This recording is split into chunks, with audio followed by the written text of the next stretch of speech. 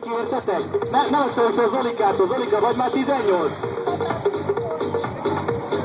Vagy már 18?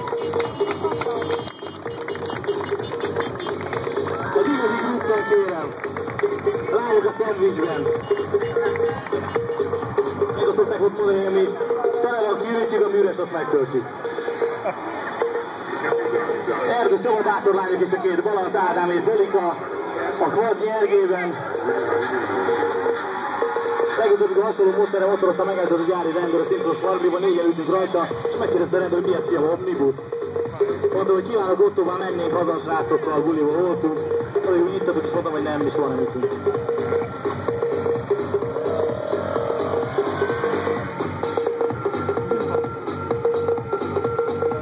Az ő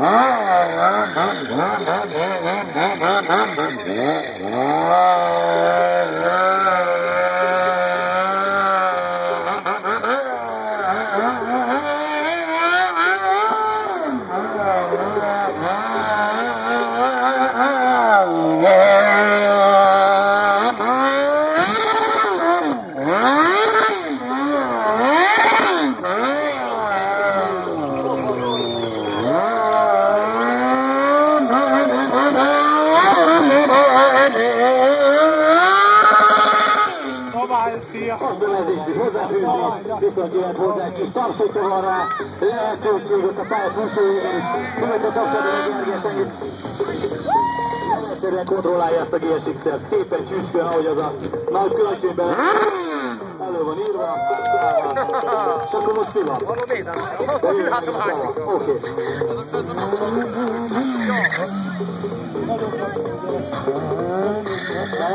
De hát, Anyika, megvadult, teljesen megvadult az ember.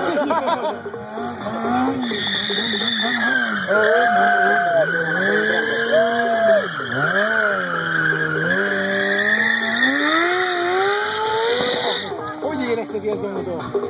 Szerintem hozzá van nőve. Teljesen bőpogulhatál. Hozzá van nőve, hát jó. Szerintem a motor érzi már őt. Ja, már nekik ő érzi.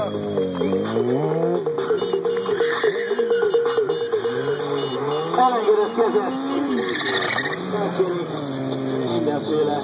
Szép, hogy van benne egy kis kontroll, ugye a hátszín. Elcsúszja a hely, és ahhoz, hogy megfordul, így megoldjuk a helyzetet. Szülön keresztül, közben pedig Ádám szűk erdősava mögött félig lógó állapotban. Annyira lak a majd szétesik, csak nehogy a Csabi elhagyja.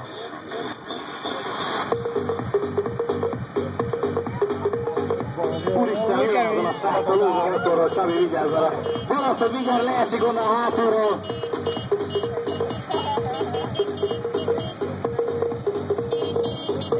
Oda szerzetted rá a labdára. Ja, most már értem a sisakdukót. Kezdem most már érteni, hogy miért van így elkopva. Felejtsd el. Nem nézed el, tudod, hogy mennyire tudom, hogy ezt a korlátot szorítani.